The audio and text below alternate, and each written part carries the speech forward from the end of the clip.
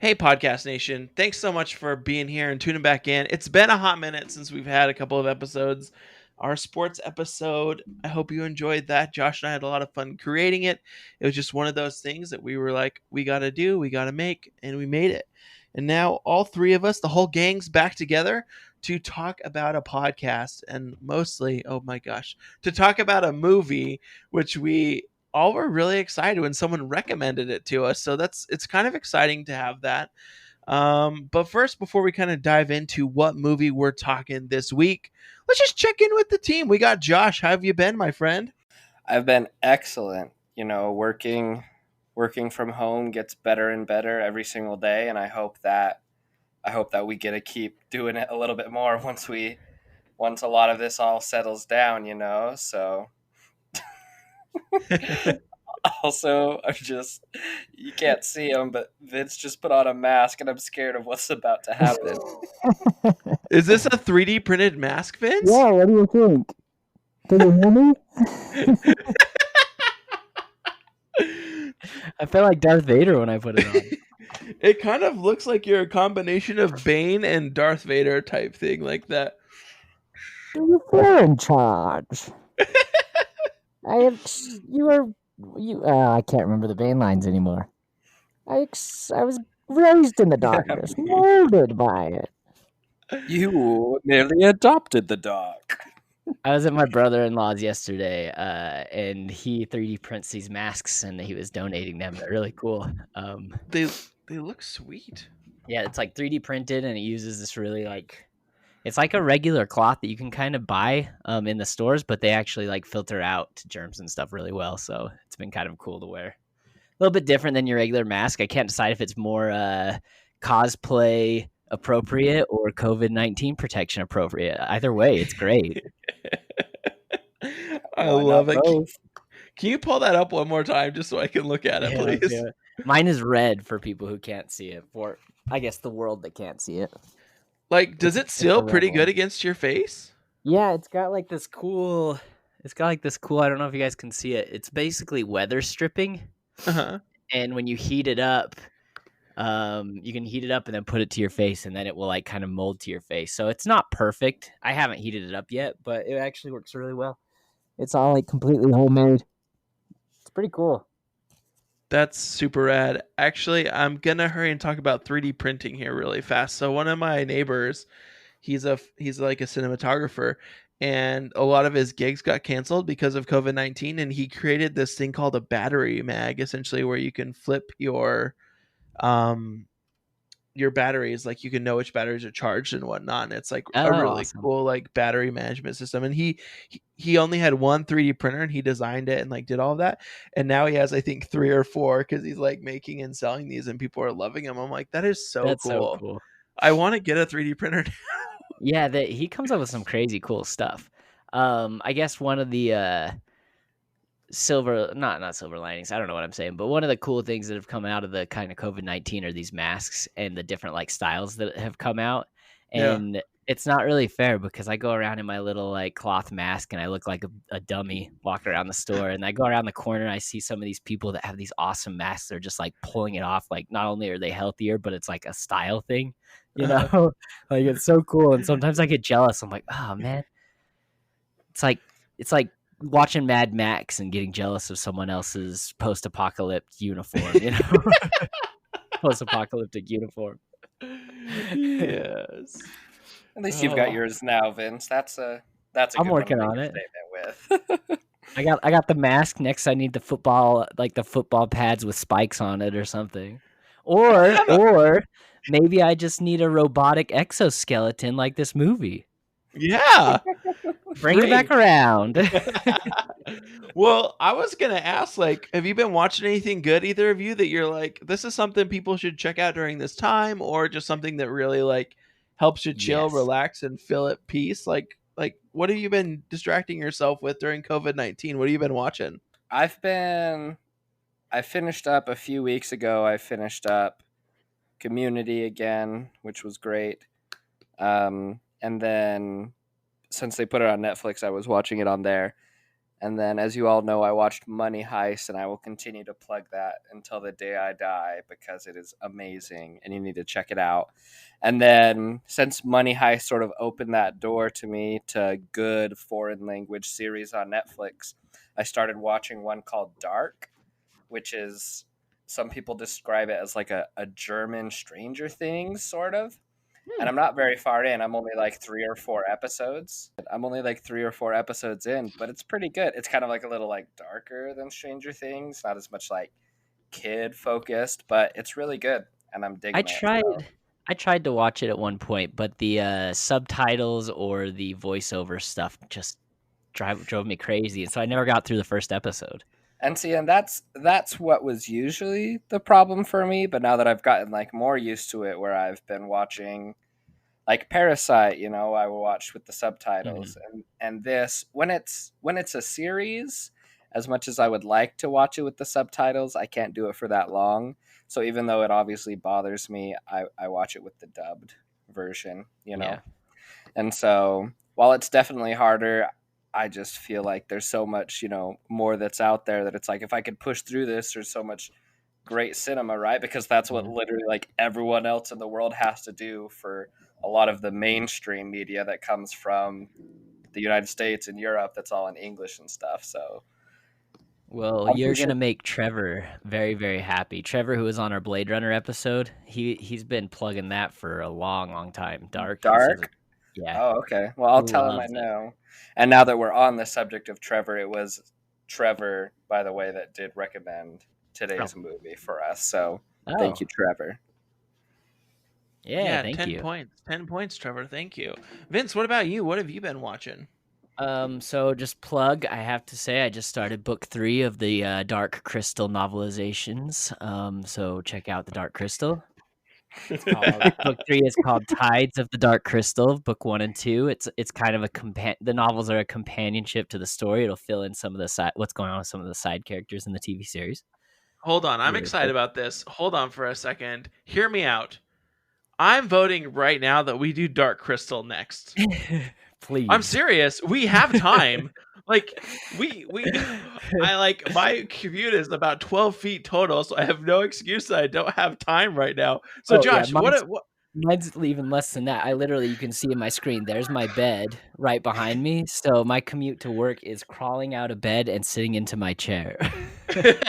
Mine depends on the day. There are days where I get out of bed and I come out into the living room and have it set up on my table out here. And there are days where I know I'm going to be tired the next day, so I plug in my computer next to my bed and I just wake up and put the computer on my lap and start working from there. Yeah. So we'll That's discuss funny. that, but I am not opposed to the idea. Which Dark Crystal, the Netflix series or the original movie are we The I talking think original, right? Vince? I think the original movie is what we need to do. Like this is really what sparked Vince's love and interest in the Dark Crystal, right? And so that's why we need to talk about it. Like we've been giving Vince a hard enough time Plus, for it's this far less long. a time We should commitment. really sit down and have a conversation about it and say, okay, this is really how we felt about it. That'd be like Muppets that are darker than normal Muppets. I don't know. All right, well, I'll contact Michael then, because if we're doing that, he'll have my back on it. He's a newcomer to the series and watched the original and loved the original, so I need someone to have my back. So, but really, what I was going to say, that was just a stupid plug, but I binged the TV show Dave on Hulu. Have you guys heard of that one yet? The one It's about little Lil Dickies, Dicky. right? Yeah. I had never heard of Little Dicky before, but I'm currently living in my buddy's basement apartment right now, and he was just like telling me everything about him, told me to watch the show. I watched the first episode, and then that next day during work, I listened to his entire album. Like I was listening to podcasts that he was doing interviews, binged his entire series. There's only one season right now on Hulu, but it's only like 10 episodes long. I loved it. And I have learned so much about this man who I never knew existed until about 3 weeks ago, who has been around since like 2014.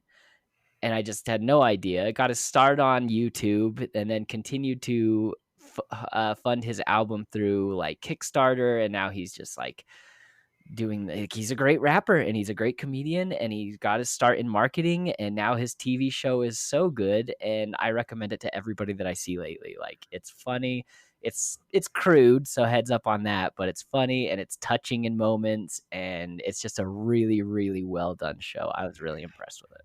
Dude, I heard it just got renewed as well, like for a second season. I saw It- that he posted about it. So It better have.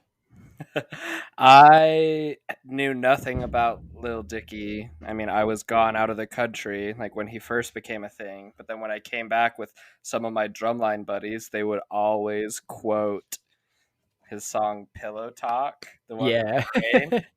I am not kidding. That song is 10 minutes long, and I'm not kidding because of how much we listen to that. And a lot of the other album I know as well. I can literally quote all of Pillow Talk. Like, that's how Yeah. much we listen to it.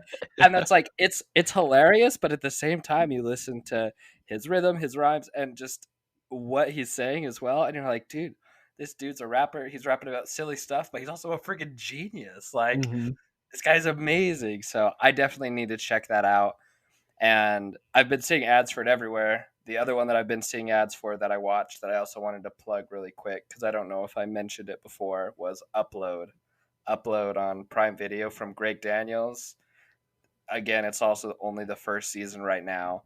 A very interesting take on the afterlife and very hilarious. Check it out. I've heard multiple people mention that show lately.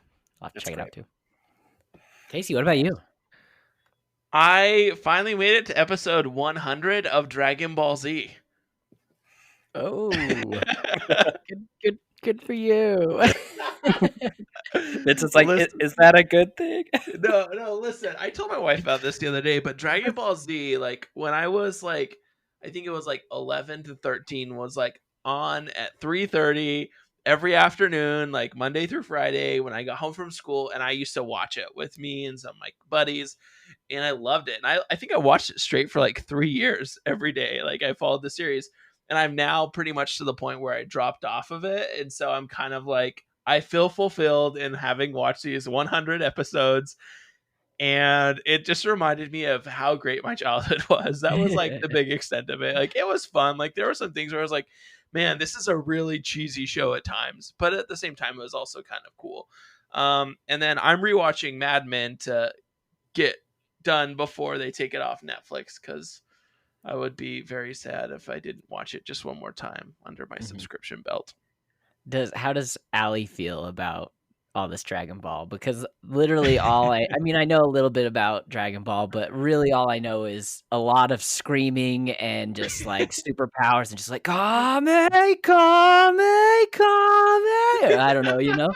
And so is Allie like relieved that she doesn't have to hear anime screaming anymore? Well, like I don't know. I kind of like just listen to it / watch it while I'm working right now. Like I do it that way instead of like doing it like where she can hear. But sometimes she Oh, comes okay. back and I can tell like I'm like super hyped up about this like anime like from the mid '90s, and I'm just kind of like, yeah, this is amazing, and I'm just like, like getting excited. I can tell she's probably like, dude, take a chill pill. But yeah, I kind of told her, I was like, I'm about finished the other day, and she was like, I'm happy for you. And so I was like, hopefully that was a sincere happiness and not more like super pumped for you to be off this stupid anime kick that you're on. But I was thinking also there's another anime series that I watched around the same time called Gundam Wing. I'm like, I could rewatch that too. I don't know. So this movie was actually based on speaking of anime and manga, this movie is actually based on a manga, which I had no idea until starting to do the research on the show. I was actually going to bring it up because that was like the most fascinating thing about it. I was like, wait, really? This is based off of like manga? It was like, huh, that could be kind of cool to like look into, but I have never read manga, so alas, I can't say I'm interested in reading it. I haven't either, but between this and our Alita episode, I'm kind of like intrigued, like I want to see where all these inspirations come from and give it a try. I don't know. It could be fun to like download it on, I don't know if it's on like the Comixology app or something. If I could find an issue or two for a couple of bucks, it'd be fun to read and kind of check out the differences between the novelization and the actual film that we ended up with. Because I don't know how much like you guys went into the making of this film, but on the iTunes movie that I purchased, the special features, they had a 40-minute making of Mhm. where they kind of talked a lot about the script of this movie and how it was far from completed when they started filming. And did you guys see any of this stuff? It's I fascinating. only watched the deleted scenes or the extra scenes part of it. But I'm actually curious, so I'm really excited. Nobody actually knows what movie this is yet. We've kind of just hinted about Oh, this movie. But Vince, tell us, what are we watching today? we're Or what are we watching talking All I about? Need Is Kill. I mean, Edge of Tomorrow. I mean, Live, die, what's the other repeat. one? Live, Die, Repeat. Whatever this was actually marketed as. I just thought it was Edge of Tomorrow, and then when I got on to like watch, I was like, Live Die Repeat? What is this? I thought it was just a marketing promotion, and the world is confusing. Well, that's what I thought too, because I saw this in theater, and it was known as Edge of Tomorrow, and so when it came out and everyone started saying "Live, Die, Repeat" and it's all over their like DVDs and everything, it got really confusing. But in IMDb, I found in their trivia they actually have an explanation for it.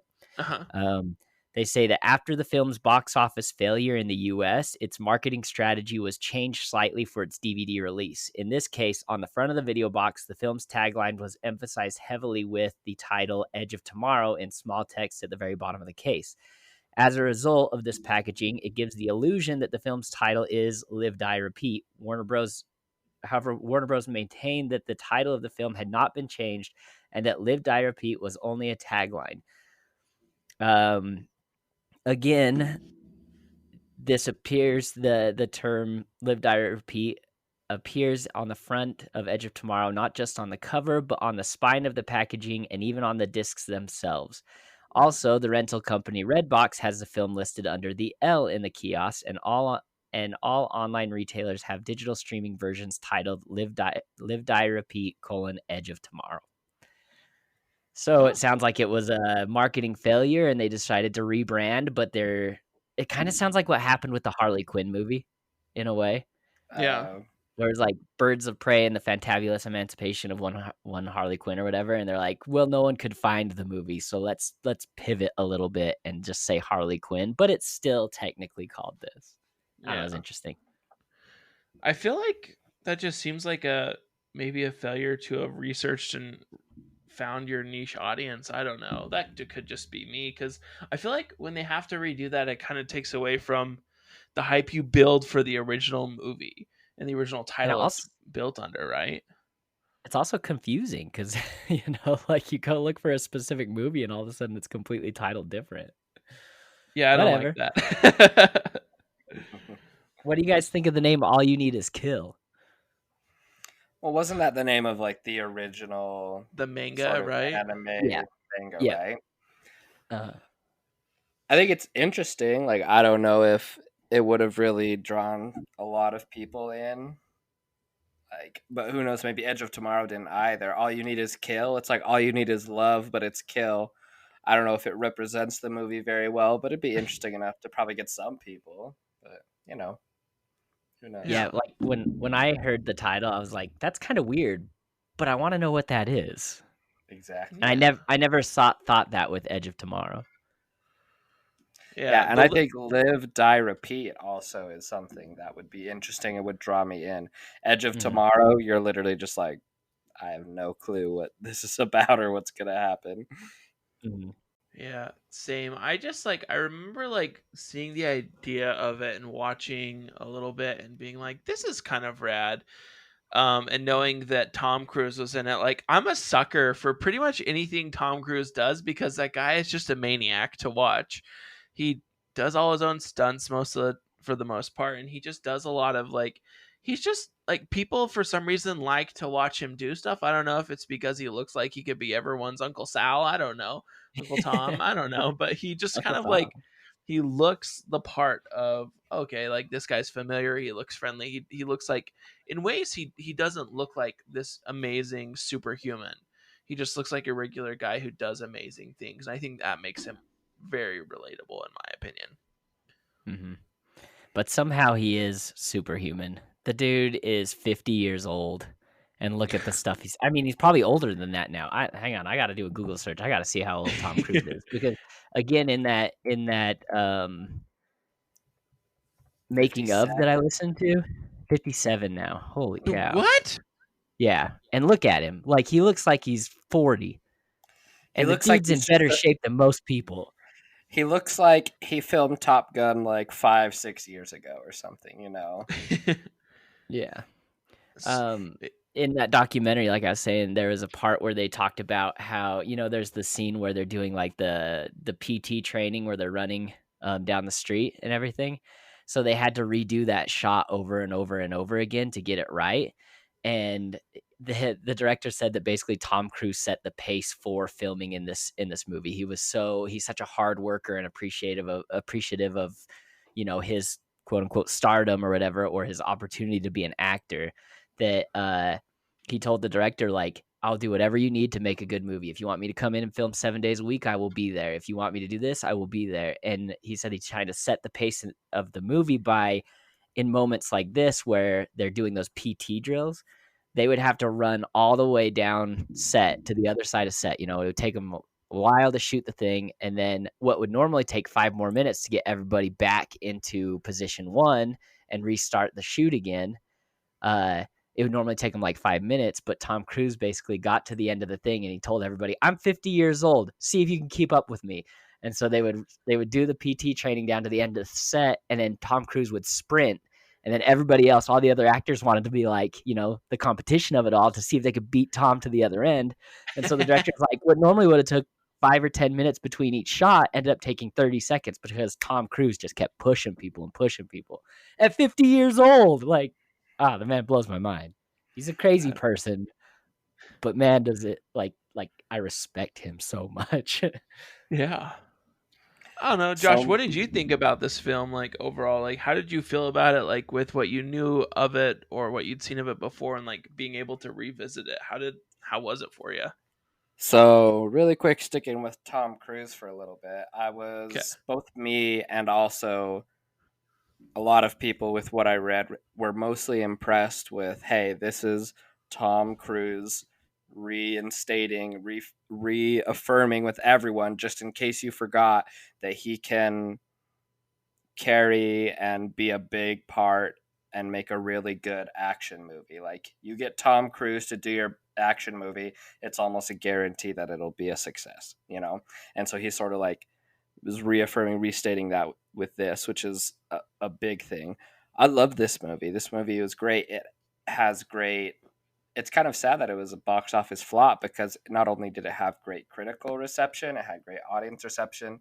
It's at 90% on both critic and audience score on Rotten Tomatoes. Like, it's all around great. I definitely have like a decent amount of nitpicks for the film, like that. Like, trust me, like there's a lot of stuff, but even with me getting all of those nitpicks like throughout the movie as I was writing them down, after I finished watching the movie, I was like, that was great. Like, that was awesome. Like, I want to do it again. So, I don't know, like that's a good movie where even though it can have all the stuff that's wrong with it, just leave you feeling awesome after you walk away from it. Agreed. I agree. I don't know. Anything else before we kind of like dive in? Do you guys have any kind of like other thoughts about this or? I do have to say I am surprised again, looking into like the making of this movie and how there was no finished script when they were making it. Like they were literally finishing the third act of the movie while they were shooting act one. They did not have anything on paper. A lot of the dialogue was made in the moment, and the director says that he is so lucky with the cast that he got on this movie because some of the characters didn't have any, like, they had names but they didn't have personalities, and so he had to lean heavily on the actors to create these characters for the film, who all turned out really, really well. Like, there's only three or four characters that were actually pulled from the manga, which was Cage, Rita, I think Farrell, Sergeant Farrell was one of them, and I can't remember the other guy, but then that was it. And the characters in the movie are vastly different from the characters in the manga, so they were like literally coming up with ideas while shooting this movie. And like watching the documentary and listening to them talk about it, I don't know how this movie came out so well. Like, Yeah. because like you said, this is a movie about repeating the same thing over and over and over, and without a script, like, to set that pacing or set that scene to scene, the flow to it all, or messing things up. This movie came out great, and it's entertaining, and it's not boring, and it doesn't feel repetitive, and it doesn't waste time repeating the same thing. It does the same day it does the same day over and over again, but like he only experiences the same thing, like really the same thing, I guess like a long version of it, like one time, so that you get the idea of, oh, he's doing the same day over and over. And then it would just like skip the amount of, it would like skip like from the second experience to like the 50th experience or the 75th experience. It never like says which experience this was, which loop he was in, which was awesome. And yeah, just like shout out to the directors, to the writers, to the people who had to keep track of all the changes to the script. And it's impressive. It's an impressive feat in filmmaking, kind of guerrilla filmmaking, Which is, it's amazing that it did that for us, because I thought the exact same thing, that, hey, they did a really good job about balancing this Groundhog Day effect where he repeats the same day, but not making it feel so repetitive to us. Being repetitive in that it's cool and we see that he learns the different things, but not, okay, like, let's watch all of this stuff again and see how he reacts to it again another time. But at the same time, if you think about it for Tom Cruise, like, us watching it, we see how he made like the changes little by little as he would go through. But could you imagine him? Not only did he have to like live the same, dude, he had to live like basically 24 hours before he even got to the battle every single time to make like one adjustment. Do you know how annoying that would get eventually? That sounds like a living hell. You have to be forced to do that over and over and over. I mean, they explore that idea in Groundhog's Day, right? With how maddening it can be, and Bill Murray's character just like getting to the point where he's just like, I just want to kill myself. I don't want to do this ever again. Like, I can't imagine how. I mean, I've played video games, and this is the whole idea of this movie, is like getting good at a video game and doing the same thing over and over and over again until you can perfect it, right? I can't do that. If like, I can push myself to a point, but once I like realize that I'm not gonna waste any more time to try to get this absolutely perfect, and that's in this video game. Can you imagine that being your life, trying to get one day perfect over and over and over again? I don't know. It's crazy. I don't even play video games, and so it's like I like lose. Like, I like to cook, right? Which in essence, you're like, when you're trying to perfect certain things, like you do them on repeat until you get them right.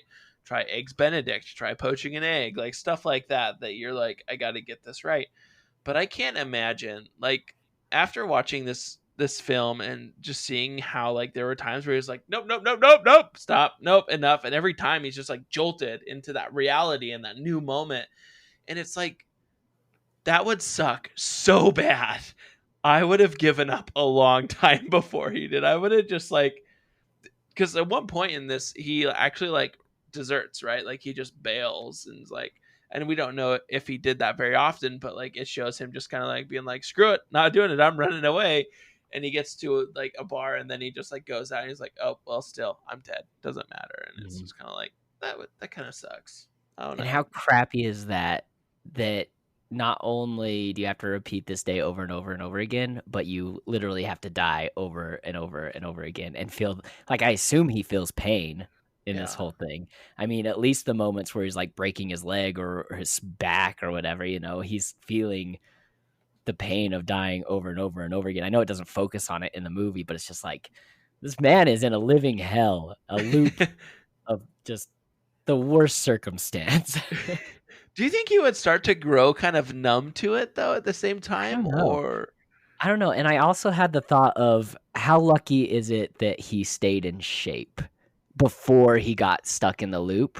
Because could you imagine if this was like that Kimmel character who got the blood on him? That guy could barely keep up in PT, let alone he would have to. It would be tough. I don't know. Maybe those suits help. Sorry, we can get into the.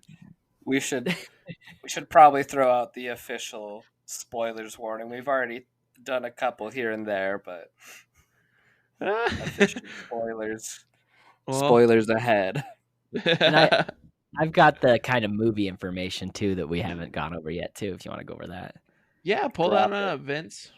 Okay, so real quick, this movie is directed by Doug Liman, written by Christopher Marquise, Jez Butterworth, John Henry Butterworth. It's based on the manga All You Need Is Kill. It was released June 6, 2014, and the movie actually takes place in 2020. So, coincidence? How do you know that? Yeah, IMDb. It was listed on IMDb. Okay, because I knew that like when it was doing those things at the beginning, maybe a date flashed by, but it was just like it just said London, you know, it didn't say anything Yeah. else. So I was wondering what it is. So I guess that's what our summer is gonna look like, guys. Yeah, Whew. just a matter of time till those mimics show up. Stoked. Gotta find the Omega or whatever. No, at this point, I wouldn't be surprised the way 2020 is going. The budget for the movie, it was $178 million, and according to IMDb, it grossed around $370 million. So they say it was a flop, but it made double its money back. I mean, you think like for a Tom Cruise action movie, you think it's gonna make more than that, which is probably why it was a flop per se, you know. Yeah. Does That's Tom true. Cruise have billion-dollar movies? I don't know. That's a good question. That's I'm what I have gonna to look look it at. up. I would get. I would guess Mission Impossible, but I don't know.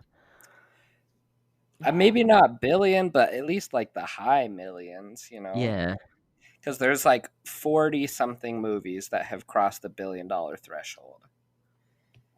Only that many. So Well, while you look that up, Casey, I'll go through. We already talked about this a little bit, but the Rotten Tomatoes score is both critics and audiences gave it 90%. IMDb gave it a 7.9, and I do have some casting considerations that I found. yes. Did you find that information, Casey? Did he I'm ever still make a loading it up right here. So, first off, I got to shout out the Game of Thrones cameos in this movie. Did you guys catch them? There's don't two think Game so. of Thrones characters in this. Uh, I just finished rewatching the Game of Thrones series like a month ago, so all these guys are still pretty fresh on my mind. Who is it? So the first one is the actor's name is Noah Taylor. He plays Dr. Carter in the movie, the crazy engineer guy who gets demoted to a mechanic. Yeah. That's the dude who cuts off Jaime Lannister's hand. I can't remember his name in the show, but He's that's a who he Tully. is. Is he a Tully? Yeah. Pretty sure. No. I think he's with the torturer guys, whatever Ramses, the Boltons. I think he's with the Bolton family. I don't know his last name, but he's a part of the Bolton house. Anyway, and then the second one, the guy who plays Kimmel, his name is Tony Way. He came on stage on the show, and I was just like, this guy looks so familiar. Why can I not place him? Do you guys remember who he is on Game of Thrones? He doesn't have a big role. The second you said it, he like looks familiar now, even though it wasn't when I watched the movie. Mm-hmm. I don't know. He plays the drunk guy who Joffrey, he shows up drunk to the tournament, and Joffrey tries to kill him, and Sansa convinces him not to, and then he's the one who saves Sansa by taking her to the boat or whatever. Right. Do you remember that? The like drunk guy who she saves? Yep. So, yes. wow.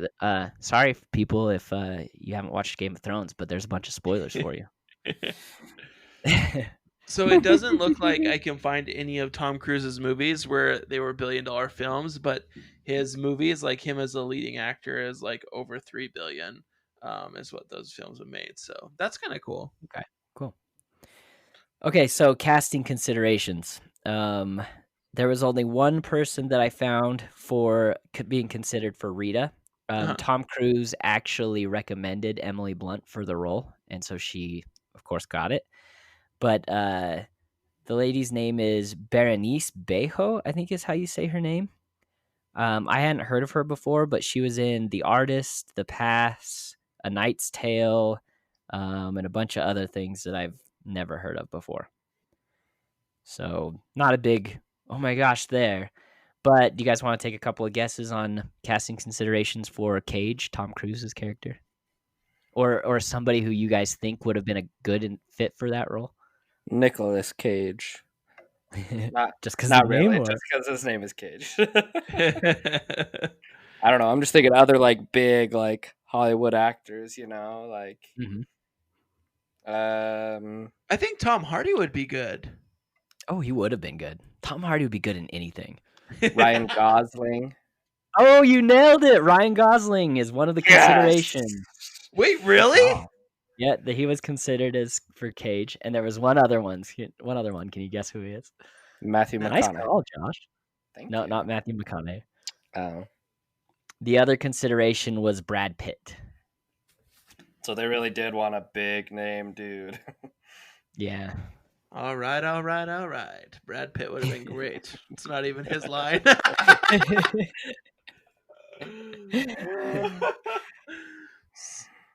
I don't know what's wrong with me. What a good time.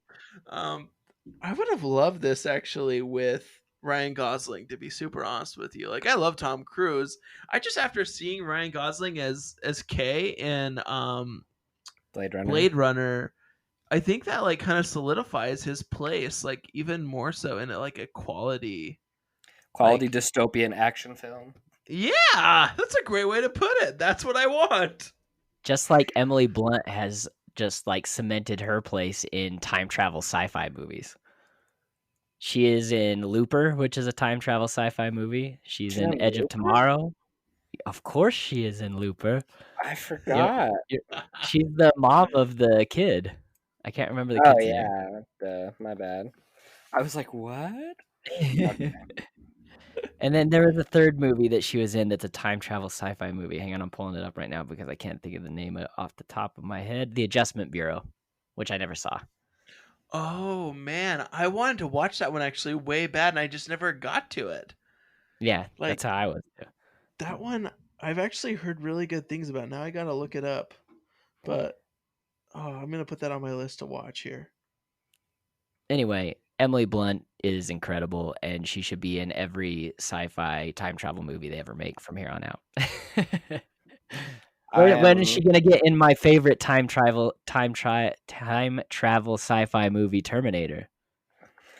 Well, I guess we'll have to wait and see. I rewatched Dark Fate the other day, guys. It's not as good as I remember it being in the theater. Don't tell Michael. No roast, yeah. I will just say on the Emily Blunt wave, I am counting down the days until September 4th, 2020, which is the new release date for A Quiet Place 2. Oh, cool. They put a date on it. Yeah, I was so sad when it had to be postponed. Obviously, it had to be, but I was just so sad. And so now it's like 3.5, 4 months away, and I'm just counting down the days to see her and Cillian Murphy in that. So I vote that we talk about A Quiet Place before it's released, because that one's actually like, that one's a movie that really gets you. So yeah, no, I'll go off that. I haven't seen it in theater. You guys remember that was my number one movie of 2018 when we did our best movies of the decade. So I would like to watch it without the little girl snickering next to me like it was in the theater. So there you go. Yeah. All right. Well, since we've passed the threshold of the point of no return, what are your thoughts on this film? What do you guys think? Like, what is something you really want to bring up about this? Like, Josh, you said you had some nitpicks with it. Let's start off with these nitpicks. Oof, starting off with nitpicks. Like I said, I had a lot of nitpicks for it, and a lot of it was honestly just, even though it ended up being sort of like a fresh, good action movie, so much of this movie was just classic action movie tropes and like normal regular stuff that you find in like every single action movie ever. And I was like, why are we doing this? Number one, the aliens that are invading Earth are a hive mind, and you can destroy it by destroying one thing that controls all of them. I hate that. It's not that I hate it, but it's like, it's the same in like every single movie. These aliens are unstoppable, but if you get to the one thing that controls all of them, you can dismantle all of them at once. And it's just like, okay, I'm not gonna lie, that one was actually pretty bad, but I'm gonna rephrase and say my least favorite thing of the whole movie actually was the end, the nitpicks with there not really being any real risk or emotional like consequences in this movie. It's kind of like the Avengers a lot of times where it's like someone will die but then they'll find a way to like bring them back right away, so they put you through that like emotional whatever for the sake of the movie, but then it's like, just kidding, we found a way to get them back. It's like, okay, these emotional risks are stupid and pointless if there's not actual risk. Like if they're going to go through these things and die for each other just to be like, well, somehow the blood was able to put him back a few days even though the thing is dead now. Like, it's dumb, it's stupid. Yeah, Just let the people die. Like, you're not making a follow-up movie, you don't need any of that. It's better, and they did their part to save the world, and they're dead. Cool. I agree with that. It bothered me too, and I was trying to figure out like justify why it would send him back to that moment in time specifically. You know, like okay, the blood dripped on him from the hive mind. He got the time travel ability again.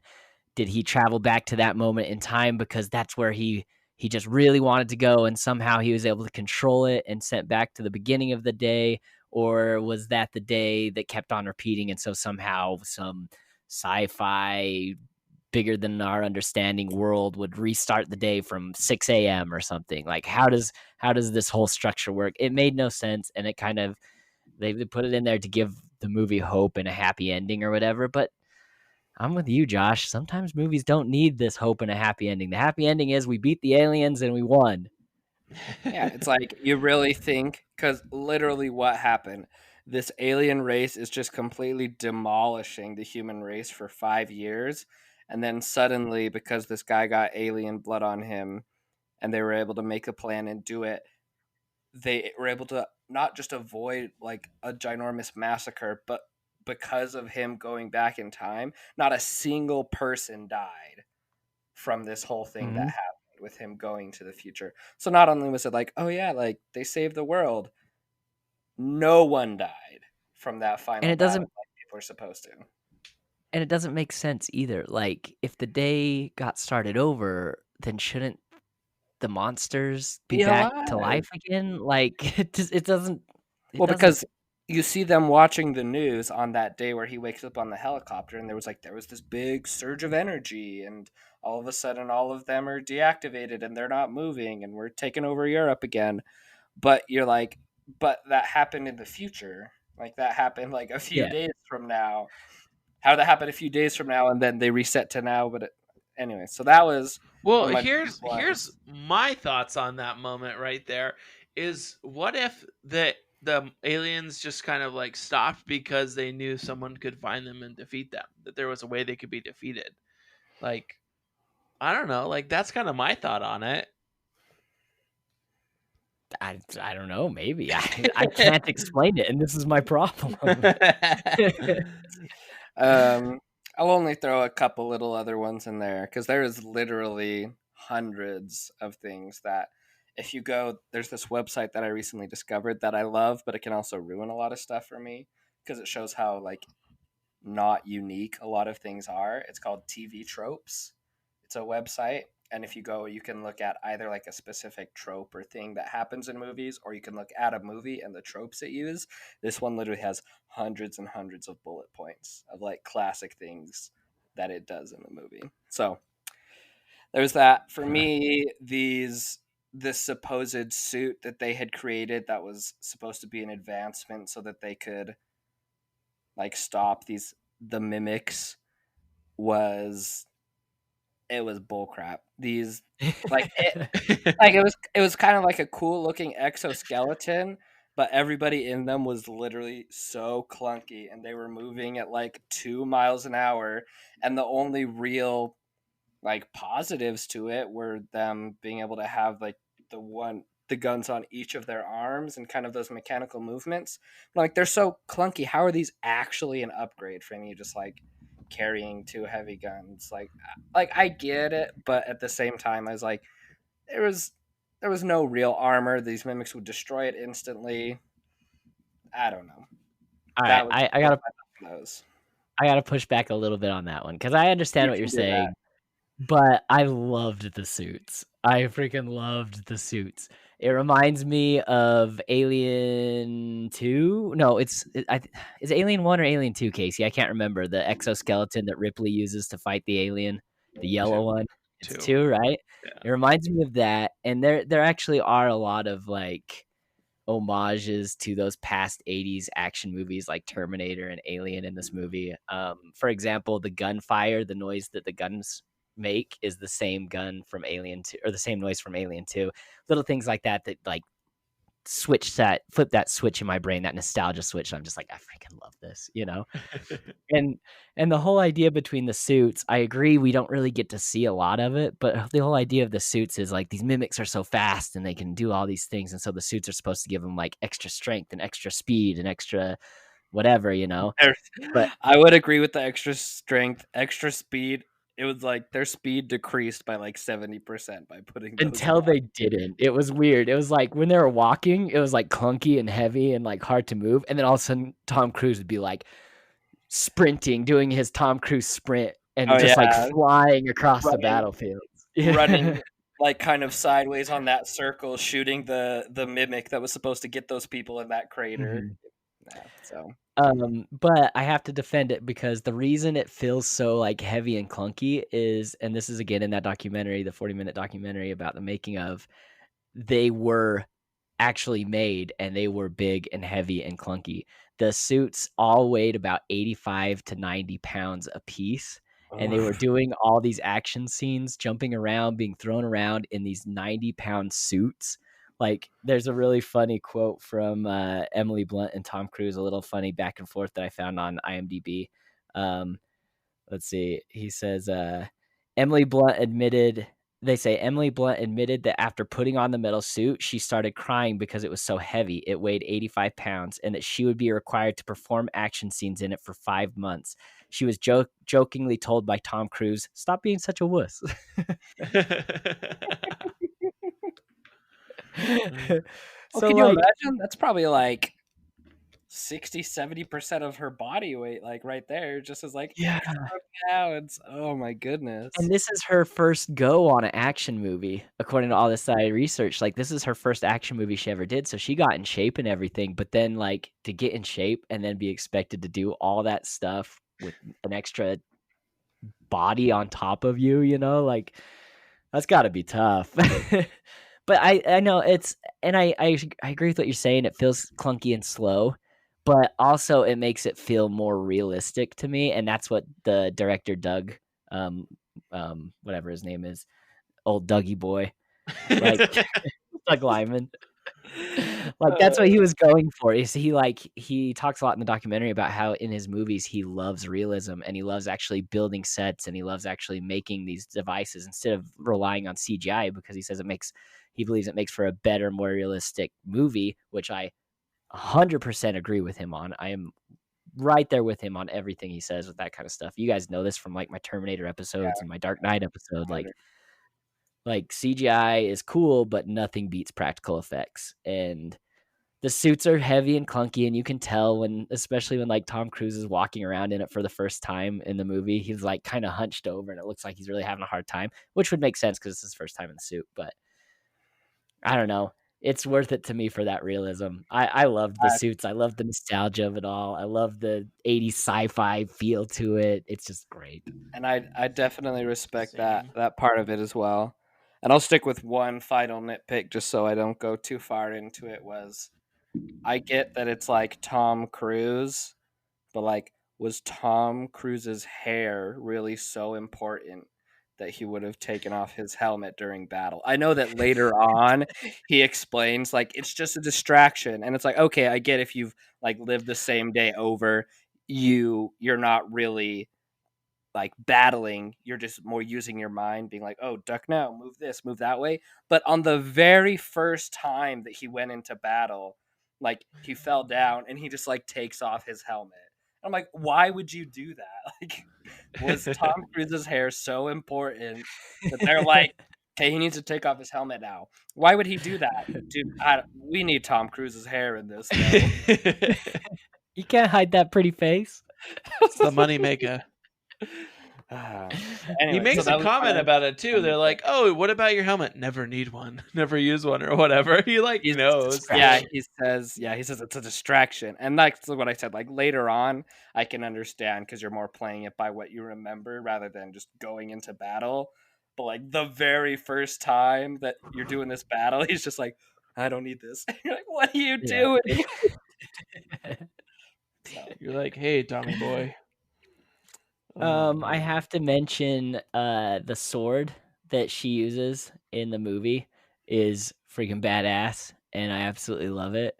And that was pulled from the manga, but they also have a practical reason for it.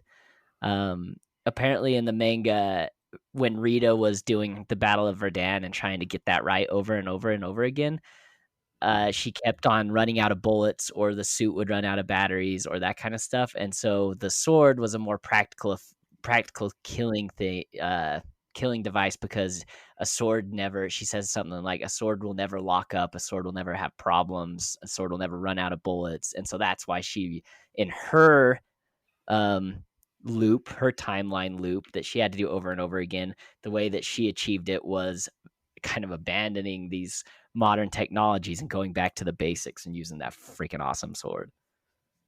That sword was so tight. I loved the sword. I thought that brought in kind of just a more like warrior feel to it, right? Like just kind of like it's a mixture of the classic, like you're kind of saying why she used it. So I love that the sword was so badass to me, like that death squad or whatever they call them. They were tight.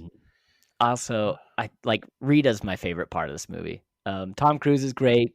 Tom Cruise is cool, but like Rita's the best. And I would love a prequel showing the Battle of Verdun. Seeing what she was capable of when she had the loop, because she is the better soldier. Like she's the one who teaches Cage everything he knows. And her nicknames are freaking awesome. What was it? The Full Metal Bitch, and what was the other one? The hero of, yeah, that's what it is. The Angel of Verdun. Like Rita's so cool. I love her. She's a baller. I loved her parts. I don't know. Do you guys have any nitpicks before we move forward and maybe talk about, because nitpicks, like I said, definitely have a lot of, but then even after all these nitpicks, I was like, this movie's freaking awesome. So we could get the nitpicks out of the way now and then be, why was this movie so freaking awesome? I'm not gonna lie to you. I do not have any nitpicks of this movie because I just enjoyed it so much. This is where my simple mind comes in, where I'm like, I just enjoyed this movie. Like, I'm excited to talk about what I liked about it. So I don't know, Vince. Do you have any nitpicks? I think just that ending. I think I'm with you. I think the ending kind of irked me wrong. Other than that, no. I also thought it was so. Sorry, like I know I said I was done with nitpicks, and this isn't really a nitpick. It's more like I rolled my eyes really hard when, after it's all over, he goes and he finds her again on the floor, and she's like, "What do you want?" So it's just like normal, and then it cuts to the credits, and the song is, "I want to know if you can love me again." I was just like, "Oh my goodness!" I didn't even notice. I was like, "Oh my gosh!" It's like so cheesy and stuff. But anyway, I think that's it. So tell us some of the stuff you love, Casey. Dude, I love the idea of some sort of mechanized suit for people, right? Like we've kind of talked about this in other like films we've talked about, but like think about it, like we've been introduced to the idea that getting some sort of exoskeleton is a good thing, right? Lobsters and crabs have it, and then in humanity, right, like we've seen like advancements in sci-fi films for years, and then like in the past like decade of really like since like I've really got interested in film and like looking at it more, like Iron Man, we see in the first Iron Man, right, where they create the suits and they kind of, and then in Iron Man 2 where the competitor tries to create suits and is killing off people and they're not working out right, and then in the Matrix, right, the final is it Matrix 3, I think, where he's actually like the final stand down in Zion is like he's wearing one of these suits. And so to me, like the fact that like first off, Tom Cruise's character just gets like, oh, hey, you're a marketing guy? Psych, you're now under our control, and we're going to make you go to war to test out these suits that you've been toting so much and trying to make people believe. That's freaking tight. 2, he gets in the suit, clumsy. Then he learns all these freaking moves. He just kind of gets so good, and he's just like, oh, yeah, I need all this extra tech inside of my suit, an extra battery, yada, yada, yada. And it's just like, I loved the suit aspect of it. Like, that got me kind of excited for this whole film, was having that extra strength and the extra ability to just fight like a machine, like just going for it. I don't know. I Like that also that was it. liked how the suits were also like very tailored to the different characters. Like J Company, all of them have very specific personalities, like we were talking about, and all of their suits are very like tailored to those personalities. Like again, I keep talking about I just forgot his name, but the guy who's in Game of Thrones, it starts with a K. I can't remember his name off the top of my head right now. It was But like his 60 or suit, something. it wasn't Skinner. It was hang on, I'll look I it have it up. right. Sorry. Kimmel. It's Kimmel. Like balls out Kimmel. guy. Yeah, the balls out guy. He goes in with nothing but a jock strap on, and he's got a teddy bear duct taped to the front of his armor, and it's more of this like bulky tank armor instead of opposed to like Tom Cruise's, who is more of a like light agile armor. And then you've got the guy who straps like a mine to his chest, and like everybody has like, it's again like a video game, you know. You got the guys who make the push out front, the big tank characters, and then you have like the sniper characters who are more agile, and then you have like the attackers. They're kind of that mid-range guy. I thought it was really cool detail that they played for each one of these characters to make the characters unique, but also, you know, their suits unique to them. I loved, just wanting to mention real quick, one of my favorite scenes of the entire movie was the first time they fall from the plane, because they sort of did it as like the one shot, and also making sure that the sound reflected like where the camera was for that scene. So, you know, when he would go by the camera really close, you would hear him yell really loud, and then when he would go away. And so they just did that sort of as the one shot falling from the sky to the ground. I thought that was a really cool shot. Definitely one of my favorites of the movie, because you had all this destruction going around because the mimics knew that they were coming. And so like you had all of this stuff happening around them, but it was just a very cool shot. I'll probably need to check out one of those making of things to see if I can see how they did that shot, because it was very, very cool. Mm-hmm. What did you think about Bill Paxton's part as like the commander? Like, I was so psyched to see him. Like, he was just like that opening monologue, essentially, where like Tom Cruise and Bill Paxton kind of interact, right? I loved that, because it was just like, I haven't seen this guy in a movie in a while, and he did so good. Oh, I loved Bill Paxton in this. I loved his character. Just this a-hole of a friggin' drill sergeant, you know, who's just like borderline crazy, I think, and some of the things that he says, and just like his like respect for war, and like you're about to be baptized by fire, and he's got that awesome accent that kind of goes with it. And Are you again, an American? No, I'm from Kentucky. yeah. Yes. Like, this is the type of movie he was made for. He's in Terminator 1, he's in Aliens, he has that amazing line in Alien 2, you know, that's just like, game over, man, game over. He's just such a unique actor, and these are the types of movies he needs to be in. I've seen him in some other stuff, and it's just like, I don't like Twister, for example. He's like the star in Twister, and he's fine in it, he's great in it. Twister's an okay movie, but like, he doesn't fit. I don't know, for me, he's just a sci-fi 80s hero. And that's what this movie it's a callback to sci-fi 80s movies, you know, and he just fits perfectly in it. My only complaint, okay, maybe there's my nitpick. I wish we could have got more Bill Paxton in there. No more Bonesaw, more Bill Paxton. Oh, man. What did you guys think about the general guy, the guy who played the general, Professor Moody from Harry Potter? Oh, that's who that is. Yeah. I didn't put that together. Yeah, that's General Hux's dad, actually, if you want to know. The guy who plays General Hux, that's his dad. In real life? Yeah. Oh, I had no idea. That's Huh. crazy. I don't know. He was a Yeah, good he's guy. okay. He did good. I Would you loved like his him a lot? character. I felt like he was like a rad, like almost like the UK had become almost a military state at this point, like in there, and like this general was like commanding everything because like right like historically like for instance William Churchill, or is that his name, William Churchill, right? From like World War II, the Churchill guy. He Winston Churchill? Winston Churchill, that's it right there. Winston Churchill, he wasn't like necessarily a military man, like he was in the military at one point, I think. But he was the prime minister. He was the one who stepped up and led, whereas this guy was like a general, and like it was like we didn't see any premier, we didn't see any prime minister. We just, here's a military might and I'm taking control type thing. And I Mm. thought that was pretty cool, where it was like kind of like these are the times, like we're a military state at this point is how it felt, and we're sending people over. It was almost like a D-Day, reignited almost. It was crazy. Mhm. I do also love Tom Cruise's character Cage's story arc in this, going from this cowardly marketer who will do anything it takes not to be put on the front line, who will blackmail his superiors to, keep him from doing that. And the only reason he joined the army was because his marketing business was failing. And he's this like self-centered kind of a coward, I guess. I don't want to say coward because like I can understand how scary that would be to be put on the front line.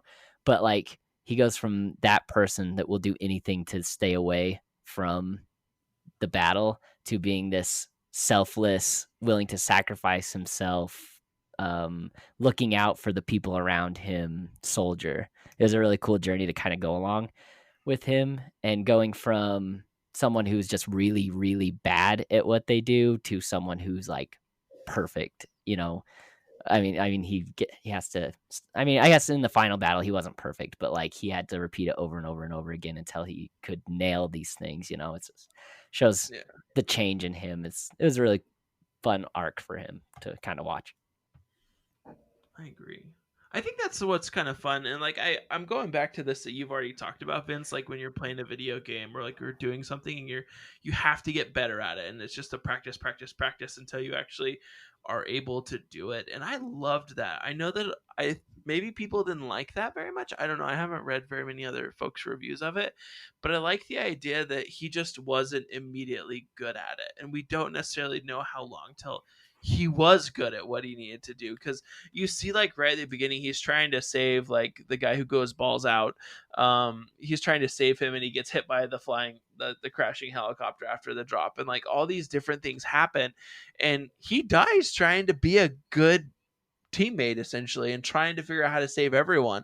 But in the end, kind of like I love the final line where Emily Blunt's character just says, you know, only one of us or neither of us is getting out of this alive, essentially recognizing that there are times when we have to make a sacrifice, and some people will unfortunately have to die. And it was like kind of interesting, like where he goes, and like there's the one part where they're in the farmhouse, right, and she's got like something wrong with her, and he's like trying to mend her up. He's like, oh yeah, maybe we go back to the farmhouse and look for supplies there, and like he's just trying to get out of the scenario, and he just kind of wants to break the routine, but he also knows that's what he must do. And I think he learns eventually that, okay, this can't work out the way I hoped it to.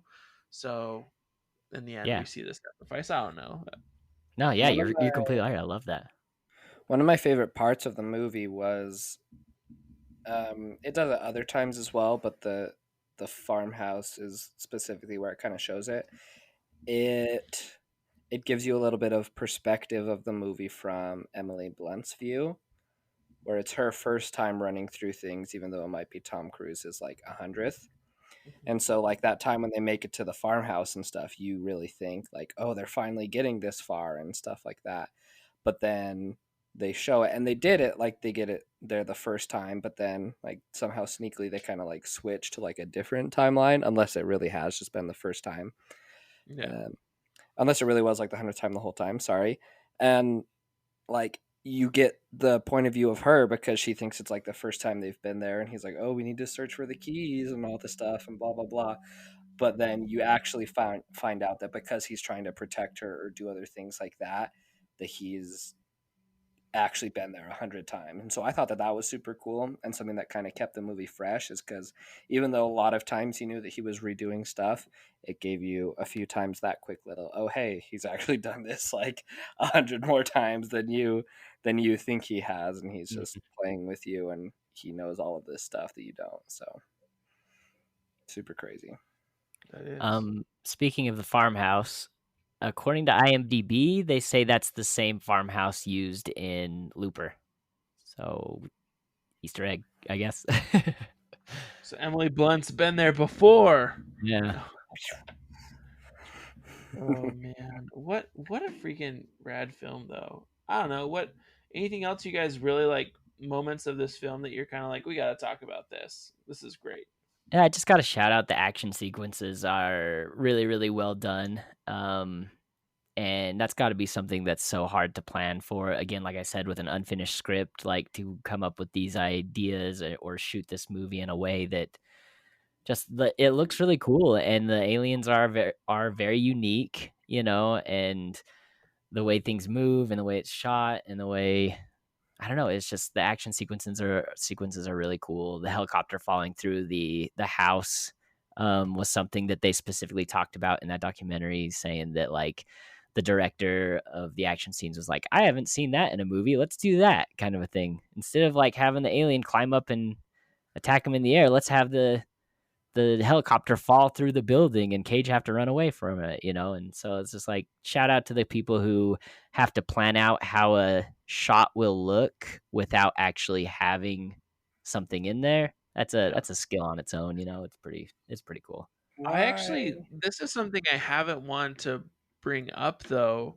Was I haven't? It's not that I haven't wanted to. It's just I haven't brought up yet. Is you brought this up? The aliens were so unique in this. Like they were like metallic but flesh. Like they were like a hybrid of the two, and so it's like they were kind of like they too were augmented by these suits almost. I don't know. I thought that that was super slick. I And don't the know. way That was, the way they move and stuff, how they just kind Oh, of like roll around so and fast too, and they're just like, I like wanted to glitchy. know why you guys think they were called mimics. I just assumed that's what they were called in the manga, and so I just went with it because I couldn't figure it out either. I thought that too. Because it's not like, and I get that they have like a hive mind, and so I could see a lot of them doing the same thing, but it really didn't Oh. appear that way. The only time where you really saw a lot of them like being symmetrical to each other was when they were coming down the river in London yeah. when Tom Yeah, Cruise I was don't there. know. So I don't know, something to think about, food for thought. Maybe if someone listening knows a little bit more about that, hit us up and let us know why the aliens were called mimics. Um, Why? Yeah. Maybe if you guys want to talk a little bit about the final fight scene in the final battle, right, where they go into the flooded, crazy Louvre in Paris, and the stakes are higher now because since he got the transfusion, they went from having as many tries as possible to just one shot to make it all work, and they do it somehow. I'm glad that they did take away the power because, like you said, you talked about there being no consequences at the end of the movie, and this gave that scene, taking away the power gave that final act some threat, I guess. Because throughout the whole thing, the fun of the movie is just to see how he does this stuff over and over and over again, even though because he can't die. So it's just fun to see how he's like learning. And then the final action sequence, it's like, okay, now there's actually a little bit of a threat here. This could be the end There of it. We could lose was. here. I do love how the alien tricked him into coming to that dam because it wanted its power back and it knew that someone was using it. Like that was a really cool idea that it like used his visions and did the same thing to Rita in Verdun, to get the power back. I thought that was a really cool idea how the monster like or the alien knew what to do, knew not to kill him, knew it needed the blood. And what a crappy way to die in that scene, drowning. Ugh, Yeah. would be the worst. That's not on my list of ways to die. Like just being honest, like that seems like it sucks so bad. I don't know. I That was a cool part about that. It was just Like it had actually weight and value, and it was like, who are we going to get who's going to be willing to come with us, on this? And he's like, oh, well, choose my team. And he like does all these moves because he knows them so well, and they're kind of like, what the heck? Like, but in the end, like they're repurposing like the helicopter into like a ground Like a moving jet vehicle. ski. And yeah, I It was loved that. it was funny in the documentary. They're talking about the third act while they're shooting the first couple acts, and the director says at one moment, just put in the script that he'll be in some sort of vehicle, and then we'll figure it out when we get there. Well, that's We'll one shoot type it as of if he's vehicle, I guess. Yeah, we'll shoot it as if he's in some type of vehicle, and we'll figure out what kind of vehicle that is later. Yeah, it's like what? Oh, shit. Also, like, are these what do you call them? Drone like helicopters a real thing, or is this just what everyone hopes the future will look like? That's my question. Yeah, I mean, it kind of reminded me of drones nowadays. You know what drones look like? Like Yeah. the DJI drones with the 4 different helicopter stuff. I don't know. Yeah, It's a that cool looks idea of what it would really look cool. I'm not gonna lie. That's why I'm kind of like, is that a real thing? Because that is super tight, in my opinion. So like. Mhm. Yeah. So I guess if I had some final thoughts on the movie is this movie is great. It would be elevated to excellent had they, actually stuck with the real stakes that they created in the final Yeah, act. Because like I said, they yeah, took away their power to redo everything, making the stakes real. The stakes are real. People die, but they save the world. And then they're like, just kidding. He gets the power yeah. back and comes back to life. Duh. And it's like, I don't know. For me, just that would have pushed it to a next level. Really, really top. I would say this is top tier action, cool movie. I would say that would just push it to almost like an elite level if Mhm. we really had those stakes at the end. And just a couple of things. Overall, I love this movie. Super excellent. Tom Cruise, Emily Blunt, just freaking knocking it out of the park. Very cool. A lot of original ideas, but also a lot of stuff that felt very familiar, which can be both a good and a bad thing. So, Mhm. yeah. I just have to say, doing this podcast, I've realized how much of a sucker I am for over the top blockbuster action movies. I really am. Like, I get more excited and I enjoy these movies so much. And I love the smaller indie films and stuff too, but there's just something about a really fun over the top action movie. And this is one of them. And so if you're into those types of movies, it's fun. It's a really good time to just sit back and just turn your brain off and enjoy. You don't have to think about it too much. It's got a lot of nostalgic feel to it. If you're my age, early 30s and grew up on those old 80s action sci-fi movies, I would recommend it to the people who are into that. I do just want to again mention I just want to do a good guy Tom Cruise section. It's kind of my same thing as good guy Keanu, because Tom Cruise, he seems like a cool, genuine guy. I hear crazy stories about him, being kind of over the top personality, but I found these facts on IMDb of stuff that he did on this movie. Like, for example, one of the things it said is that Tom Cruise said multiple times that he made this film for the audience, and he makes his movies for the audience. He wants to set an expectation on his movies so the audience is happy, and he will go out of his way, do his own stunts, just like Keanu preps, does all the physical work. He's 57 years old and he's still just freaking ripped and just better shape than I'll ever be. Same There's though. another thing they did. Pre Tom Cruise began pre-production on the film July 20th of 2012, less than a week after wrapping his film Oblivion. So he just turns stuff around and goes to the next one. And then the coolest Another thing, great film. I just have to say that. Another great Tom Cruise film. and then the Sorry. coolest thing that he did, it says that Tom Cruise spent over $100,000 on a lavish wrap party for the cast and crew, which he did not even attend himself as he was busy finishing his scenes for the movies. How cool is that? Like just good guy. good guy Tom Cruise, and watching that making of, he just sets this elevated, just happy, hardworking environment on set, and just I don't know. This is just all based off the little research or whatever or watching that I did on this specific movies. I don't know about him as as a human being as a whole.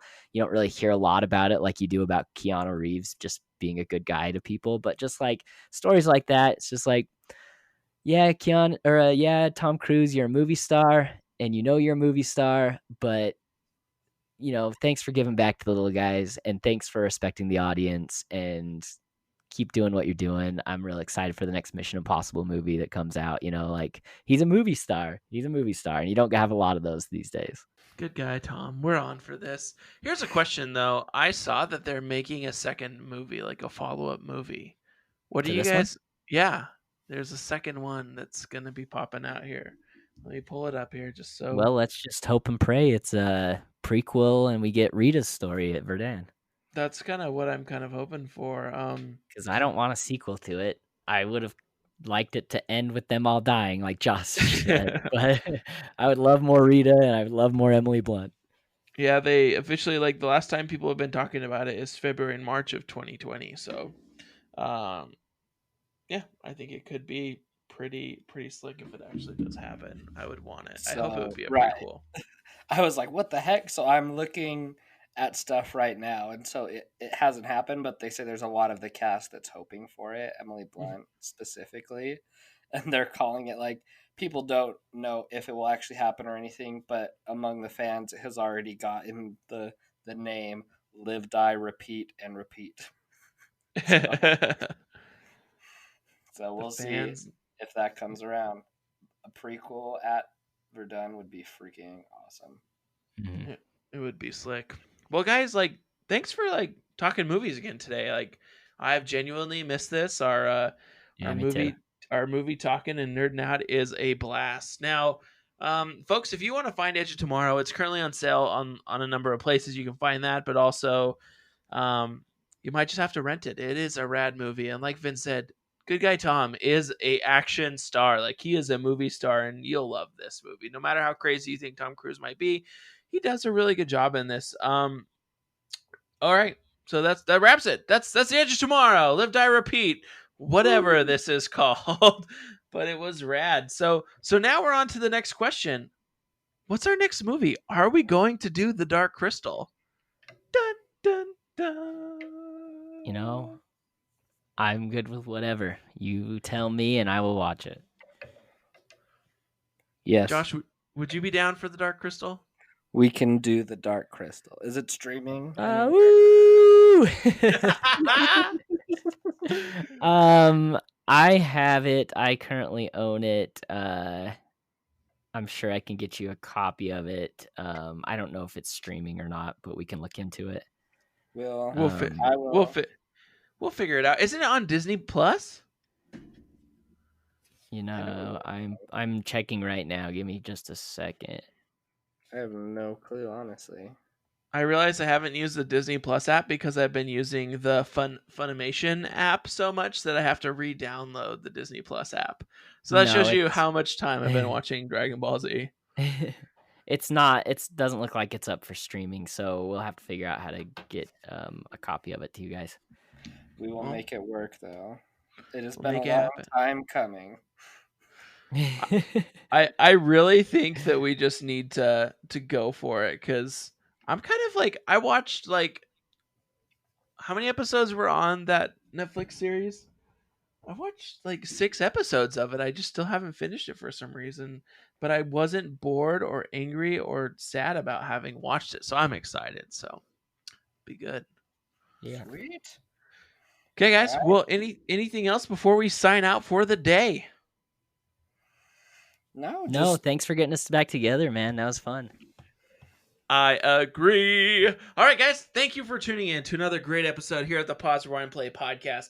This week we talked Edge of Tomorrow, Live, Die, Repeat, All You Need Is Kill, whatever you want to call it, with Tom Cruise and Emily Blunt. Next week, we're talking The Dark Crystal, a classic film that Vince has loved so much. So be ready for that. And also, check us out on our social. I've been taking a break, but we're going to have some rad stuff coming up. So you guys enjoy, take care, and as always, we'll catch you next time on the Pause, Rewind, Play podcast.